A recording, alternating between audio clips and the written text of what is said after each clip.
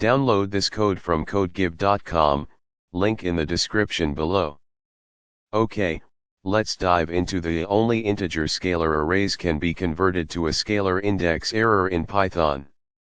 This is a common issue that arises when you're trying to use something other than a single integer to access elements in a NumPy array or Python list. I'll explain the error in detail, break down the common causes, and provide code examples to illustrate how to fix it. Understanding the error. The error message "only integer scalar arrays can be converted to a scalar index" means that Python is expecting a single integer value to specify the index of an element in a sequence, like a list or a NumPy array. Instead, it's receiving something else, typically an array, a float, or some other data structure. Python uses scalar indices, single integers, to directly access elements at specific positions within these ordered collections.